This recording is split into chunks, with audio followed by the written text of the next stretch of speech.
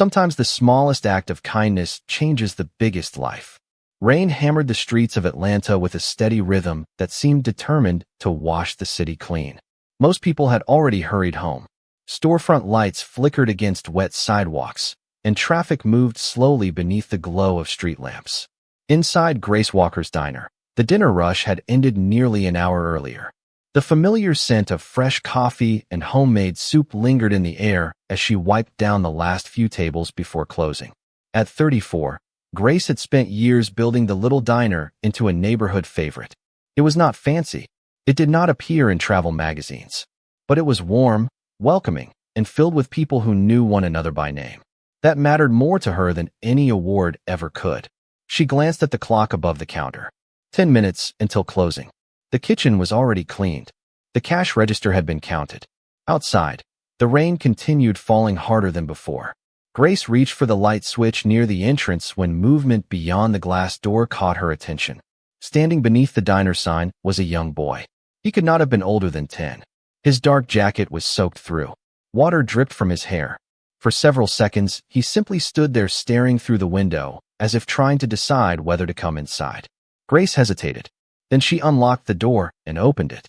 "You are going to catch a cold standing out there," she said gently. The boy looked startled. "Sorry, ma'am." "Come in." He stepped inside cautiously. Rainwater pooled beneath his sneakers. Up close, Grace noticed something else. He looked exhausted. Not frightened. Not lost. Just deeply tired. "Where are your parents?" she asked. The boy lowered his eyes. "My dad is working." Grace nodded. She knew there was probably more to the story, but she also recognized when someone needed space. "Have you eaten dinner?" The boy hesitated before shaking his head. Grace smiled. "Then sit down." He slid into a booth near the window. "I do not have much money. Good thing I did not ask for any." For the first time, a small smile appeared on his face. Grace walked into the kitchen and prepared the last hot meal of the evening. A bowl of chicken soup, a grilled cheese sandwich, a slice of apple pie she had planned to take home herself. Minutes later, she placed everything in front of him. The boy stared at the food as though it were the greatest gift he had ever received. Then he quietly began eating. Grace returned to the counter and pretended not to watch, but she noticed every detail. The careful way he ate. The relief on his face after the first spoonful of soup. The way his shoulders slowly relaxed. Outside, the storm continued. Inside, warmth returned to the room. Nearly 30 minutes passed before the boy finished. "Thank you," he said softly. "You are welcome." He reached into his pocket and produced a few crumpled dollar bills. Grace gently pushed them back. "Keep them." His eyes widened. "Really? Really?" The boy smiled again, brighter this time. As he prepared to leave, Grace watched him step back into the rain carrying nothing except a full stomach and a little more hope than when he arrived. What she did not know was that this ordinary evening had just begun a story neither of them would ever forget. The following Saturday arrived with clear skies and warm sunshine, a welcome change after the storm that had swept through Atlanta the previous week. Grace Walker spent the morning serving regular customers who filled the diner with familiar conversations and laughter. The breakfast crowd slowly faded into the lunch rush, and for a while she forgot entirely about the boy who had appeared on that rainy evening. Then, shortly after noon, the bell above the entrance door chimed. Grace looked up from the counter and immediately recognized him. The same boy stepped inside wearing a clean jacket and carrying a worn backpack over one shoulder. This time he was dry, but there was still something lonely about him. His eyes moved toward the same booth near the window before he quietly sat down. Grace smiled. "Good to see you again." The boy returned a small smile. "Good to see you too." She walked over with a menu, even though she suspected he already knew what he wanted. "What can I get for you?" He studied the menu carefully for nearly a minute. "Just the soup, please." Grace noticed that once again he had chosen one of the least expensive items. "Coming right up." As the afternoon continued, she occasionally glanced toward the window booth. Unlike most children his age, the boy spent much of his time simply watching the world outside.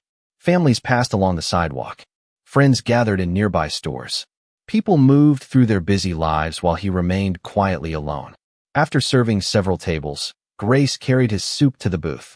"Do you come down here by yourself every weekend?" she asked. The boy hesitated before nodding. "Mostly. Your father does not mind?" Another pause. "He works a lot."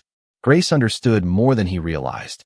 During the years before her husband passed away, she had seen how demanding jobs could consume entire lives. That must be hard sometimes. The boy shrugged. He tries. There was no anger in his voice, only understanding mixed with disappointment. Grace sat across from him for a moment since the diner had grown quiet. "What is your name?" "Oliver." "Well, Oliver, I am glad you stopped by." His expression brightened slightly. "I am glad too." Over the following weeks, Oliver became a regular part of the diner. Every Saturday afternoon he arrived and took the same seat beside the window. Sometimes he ordered soup, sometimes a sandwich. Occasionally Grace added a slice of pie without charging him. They talked about school, favorite books, baseball games, and dreams for the future. Oliver spoke often about wanting to design buildings someday. Grace listened carefully, encouraging him whenever he doubted himself. The employees noticed it too. One waitress began setting aside his favorite booth before he arrived. Another always made extra chocolate chip cookies for him to take home. Without anyone planning it, Oliver became part of the diner family. Yet there were still mysteries. Grace never met his father.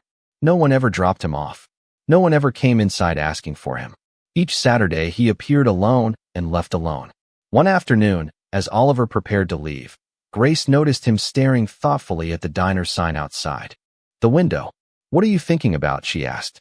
Oliver smiled. "This place feels different." "Different how?" He looked around at the customers talking, laughing, and sharing meals together. Then he answered quietly, "It feels like people belong here."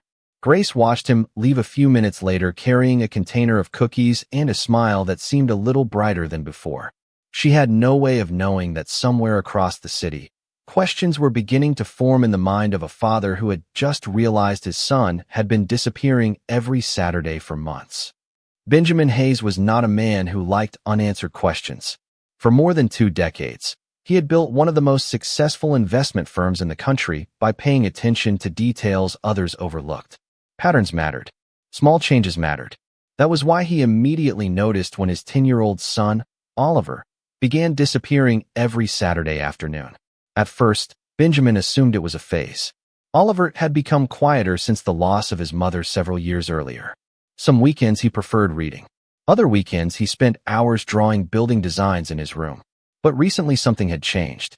His son seemed happier, more relaxed, and every Saturday, he left the house for several hours before returning with a smile Benjamin had not seen in a very long time. One Saturday morning, Benjamin sat across from Oliver at the breakfast table inside their sprawling Atlanta estate. Sunlight filled the kitchen through towering windows overlooking perfectly maintained gardens. "Any plans today?" Benjamin asked casually. Oliver focused on his cereal. "Just going out for a while." "With friends?" "Not exactly." Benjamin studied him carefully. "Where are you going?" Oliver hesitated. "Just somewhere I like." The answer only deepened Benjamin's curiosity. He nodded but said nothing further. 2 hours later, after Oliver left the house, Benjamin made a decision he rarely made as a father.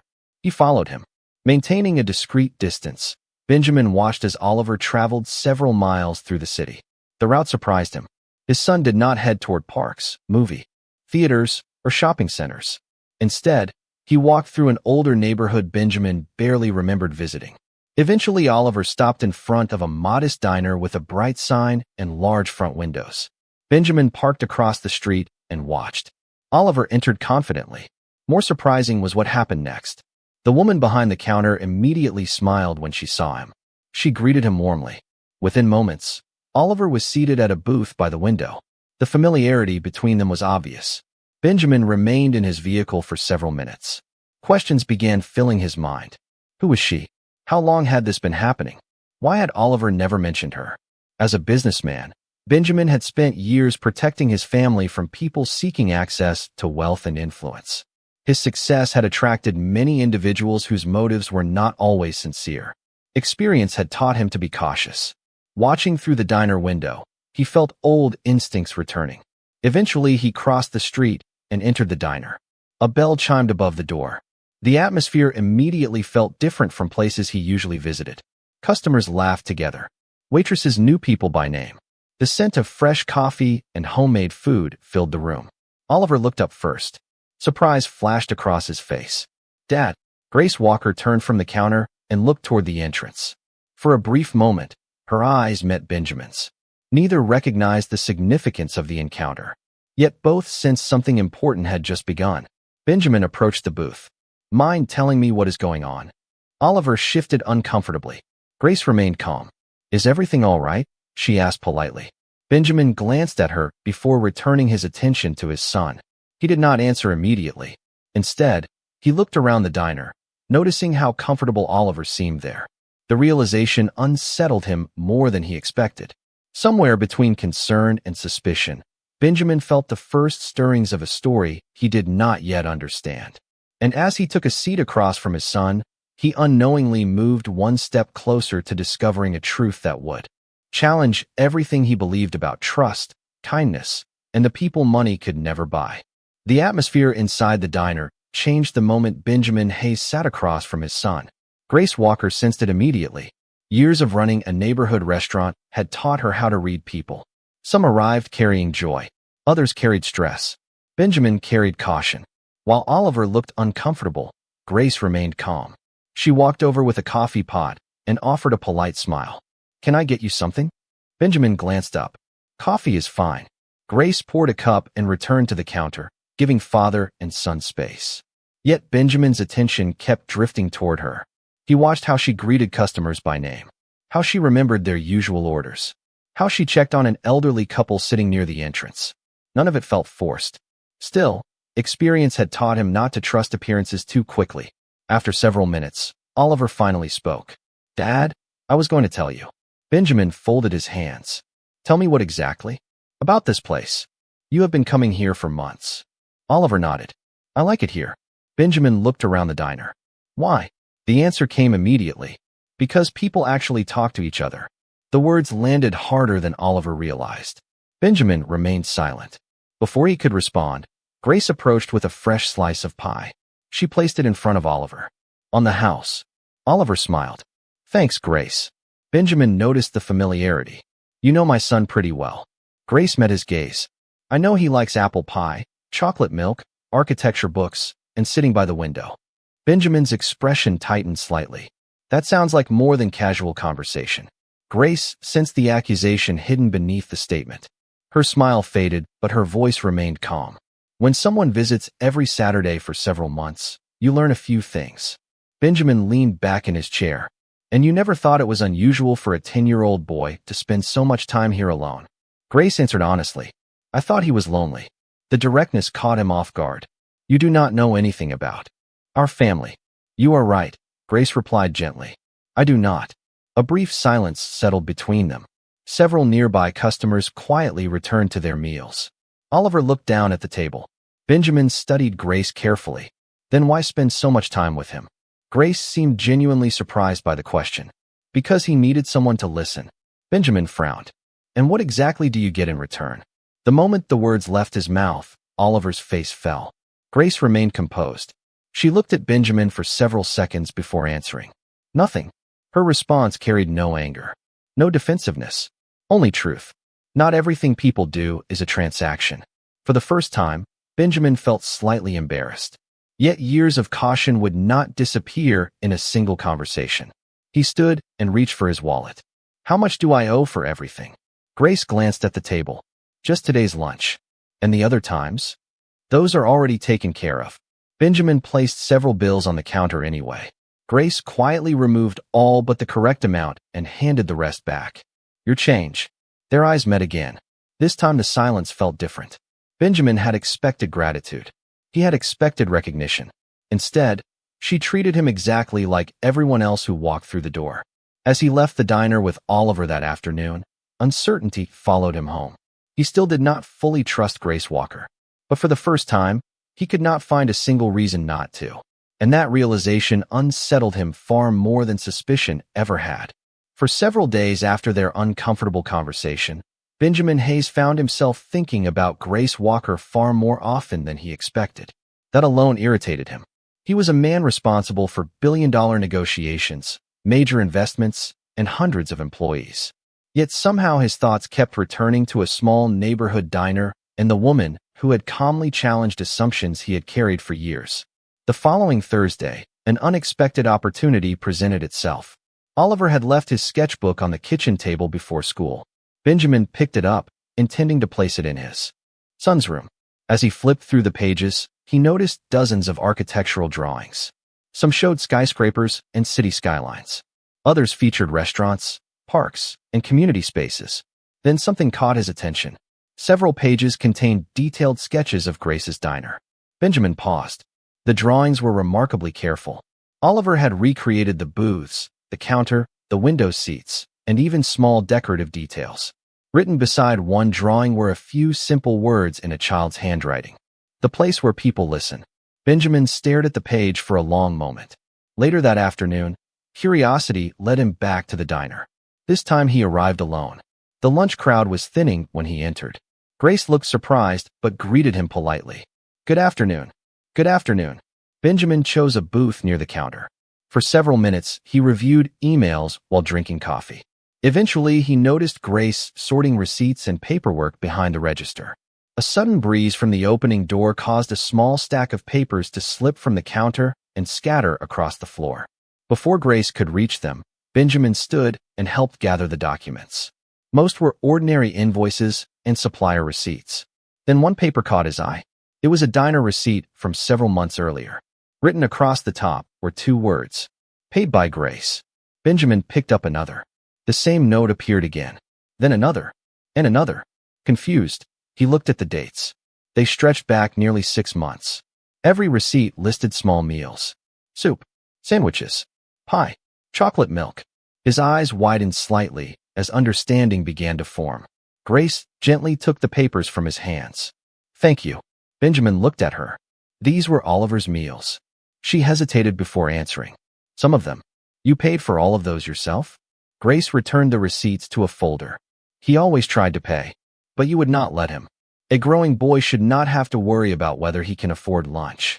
Her answer was so simple that Benjamin found himself speechless. "You knew nothing about him," he said quietly. "No, you did not know who his father was.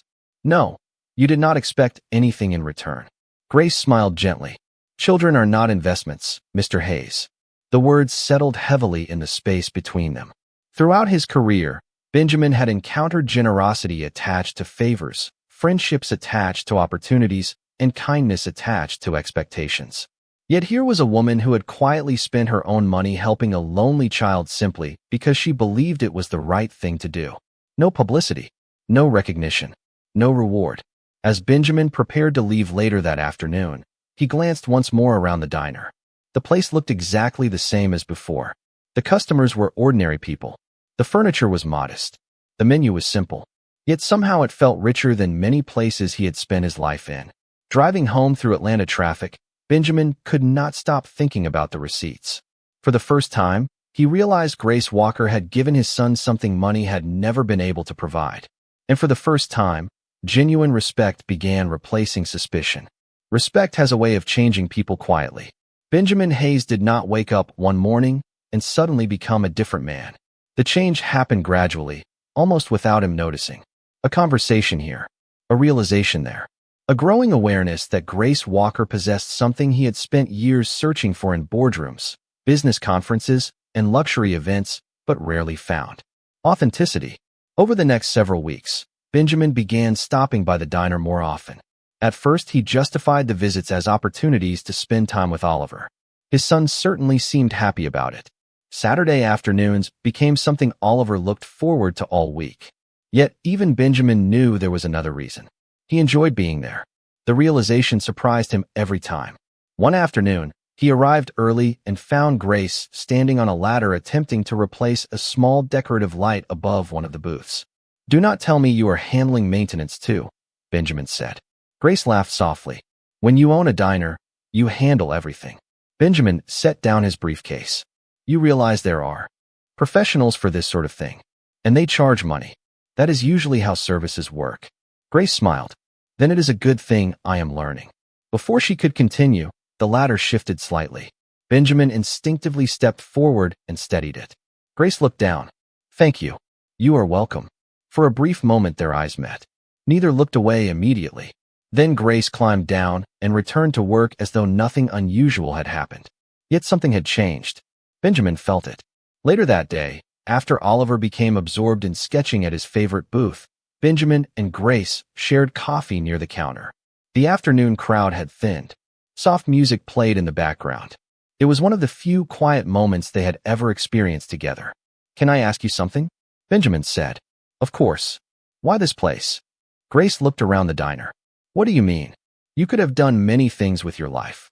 Her expression softened. "My husband and I dreamed of opening this diner together." Benjamin had never heard her mention a husband before. "I did not know that. Most people do not." She paused briefly. "He passed away 11 years ago." Benjamin's heart tightened. "I am sorry." Grace nodded. "Thank you." Neither spoke for several seconds. Then she smiled gently. "After he was gone, I almost sold everything." "What changed your mind?" Grace glanced toward a young family eating lunch near the window. "One day I realized people needed places where they felt welcome." She looked around the room. "Not everyone has a perfect home. Not everyone has someone waiting for them. Sometimes a simple meal and a friendly conversation matter more than we realize." Benjamin followed her gaze. Suddenly, Oliver's attachment to the diner made perfect sense. So did his own growing appreciation for it. Grace had created more than a restaurant. She had created a refuge. A place where people felt seen. A place where they mattered. As the afternoon sun filtered through the windows, Benjamin found himself studying her profile while she spoke with a customer. There was nothing dramatic about the moment. No grand revelation. No sudden declaration. Just a quiet realization settling into his heart. For years he had measured success through numbers, acquisitions, and achievements. Yet the woman standing behind the counter possessed a richness that had nothing to do with money. And for the first time in a very long time, Benjamin found himself wanting to become the kind of person worthy of her respect. Summer arrived in Atlanta carrying both opportunity and uncertainty. The diner remained busy, and most customers would have assumed business was thriving. Tables were filled during breakfast. Families gathered for weekend lunches. Regulars still occupied their favorite booths. Yet behind the warm smiles and familiar conversations, Grace Walker was facing a challenge she had not shared with anyone. Rising food costs had steadily reduced profits. Utility expenses continued increasing. Then came the news she had feared most. The owner of the building planned to raise the lease substantially when it came up for renewal. The increase was large enough to threaten everything she had spent years building. One evening after closing, Grace sat alone at a booth near the window reviewing financial documents. The numbers were not encouraging. She had already reduced unnecessary expenses. She worked longer hours than ever. Still, the gap remained. For the first time in years, uncertainty settled heavily on her shoulders. The following Saturday, Oliver immediately sensed something was wrong. "You look tired," he said as Grace delivered his usual lunch. She smiled. "Long week." Oliver frowned. "You always say that when something is bothering you." Grace laughed softly. "You are getting too observant." Before she could say more, another customer called for assistance. Oliver watched her walk away, concern visible on his face. Later that afternoon, he found his father reviewing emails in his office. "Dad." Benjamin looked up. "What is it?" "I think Grace is worried about something." Benjamin closed his laptop. "Why do you say that?" Oliver explained what he had noticed. The concern in his son's voice immediately caught Benjamin's attention. During the following week, he found himself thinking about the situation. Repeatedly. Finally, he decided to stop by the diner one evening after work. The dinner crowd had already left. Grace was organizing invoices behind the counter when he arrived. "You are here late," he said. She looked up and smiled. "Occupational hazard." Benjamin noticed several spreadsheets spread across the counter. "Everything all right?" Grace hesitated. "Nothing I cannot handle." Benjamin recognized the response immediately. It was the answer given by people carrying burdens alone. "That does not sound convincing." Grace leaned against the counter and exhaled slowly. "The lease is being renewed. And the new terms are difficult." Benjamin glanced at the documents. "How difficult?" Grace named the figure. Even Benjamin felt surprised. The increase was substantial. "That changes things." "Yes." Her voice remained calm, but the disappointment beneath it was impossible to miss. "I have spent years building this place." She looked around the diner. "Sometimes I think every chair and every table carries a memory." Benjamin followed her gaze. He understood more than she realized. This was not simply a business. It was part of her identity. a living connection to her late husband, a home for countless people who depended on it. "What will you do?" he asked quietly. Grace smiled, though the smile carried traces of sadness. "The same thing I always do, which is show up tomorrow and keep working." Benjamin felt admiration rise inside him once again. Many people would have complained. Others would have looked for someone to rescue them. Grace simply prepared to keep moving forward. As he left the diner that night, the illuminated sign reflected against the dark street outside. For the first time, Benjamin considered the possibility that this place might disappear. The thought bothered him far more than he expected.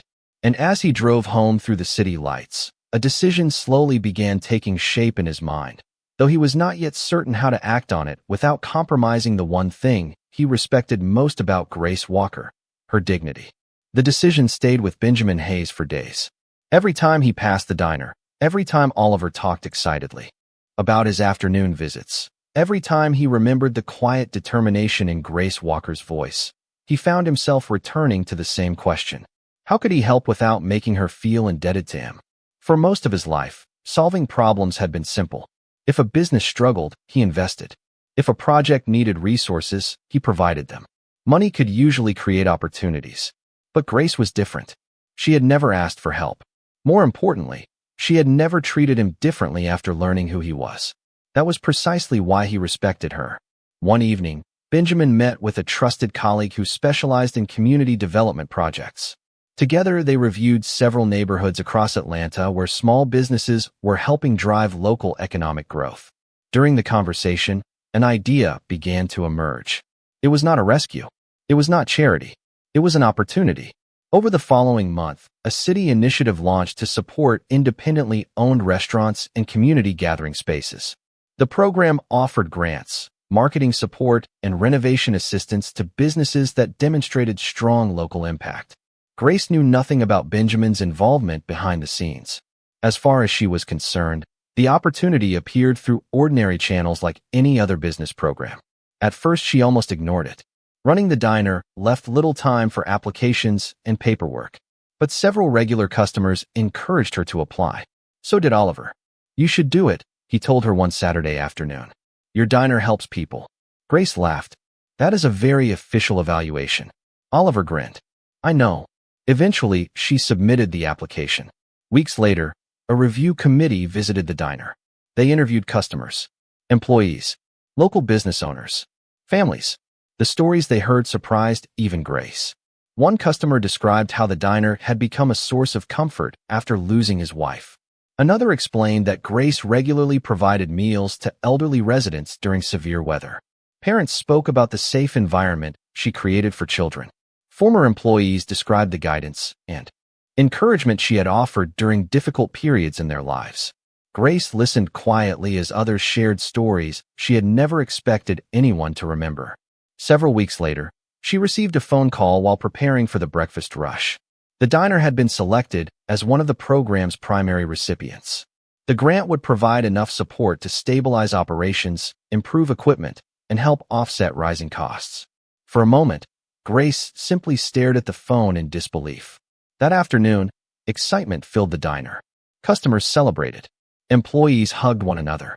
Even Oliver looked proud. "I told you," he said. "People know what this place means." Grace smiled. Maybe they do. Across town, Benjamin received confirmation that the funding had been approved. He felt an unexpected sense of relief. Not because he had solved a problem, but because Grace would never feel as though someone had saved her. She had earned every bit of recognition herself. A few days later, Grace stood outside the diner reviewing plans for minor renovations when Benjamin arrived. "Congratulations," he said. Her face brightened immediately. "Thank you. You deserve it." Grace looked at the familiar building behind her and then back at him. "For the first time in months, I think everything is going to be all right." Benjamin smiled. "I never had much doubt." As they stood together beneath the late afternoon sunlight, neither fully understood how much their lives had already changed. Yet both felt it. The distance that once separated them had nearly disappeared. What remained was trust, admiration, and the quiet beginning of something neither had been searching for, but both were slowly finding. 1 year later, the diner looked different in many ways and exactly the same in all the ways that mattered. Fresh paint brightened the exterior. New booths lined the dining area. Updated kitchen equipment helped the staff serve more customers than ever before. The neighborhood itself had grown busier as new businesses opened nearby. Yet the familiar warmth remained unchanged. The smell of fresh coffee still greeted customers at the door. Regulars still occupied their favorite tables.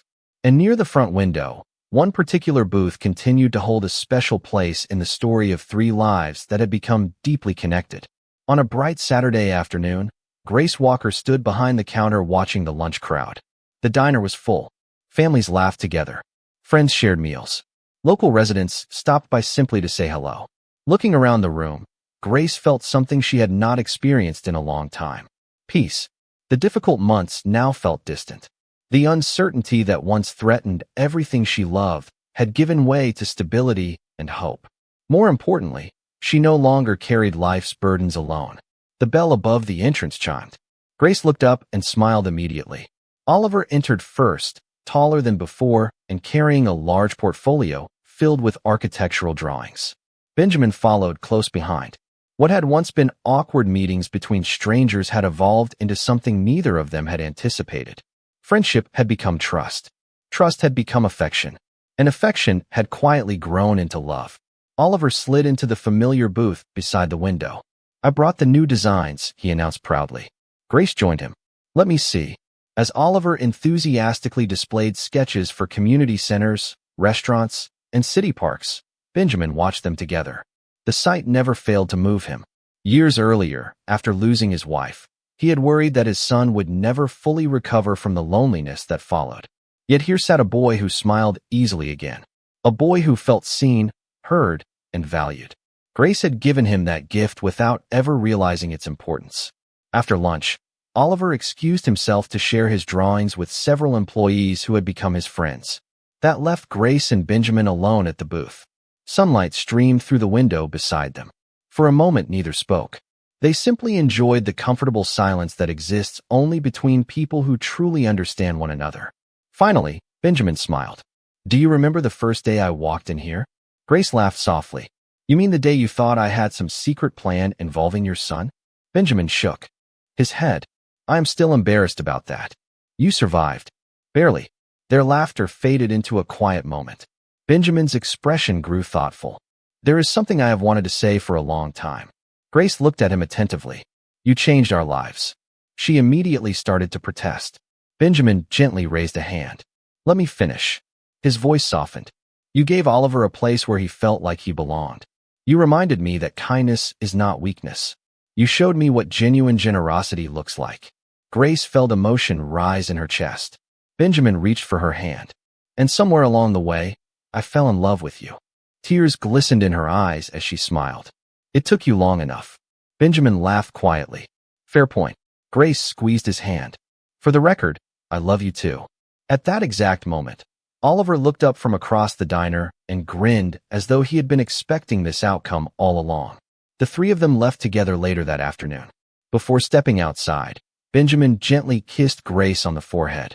It was simple, respectful, and filled with everything words could not express. As they walked into the golden Atlanta sunlight, the booth by the window remained behind them. The place where a hungry boy once sat alone had become the place where a family began. And sometimes the greatest miracles do not arrive through wealth or power. Sometimes they begin with a warm meal, an open door, and a heart willing to care.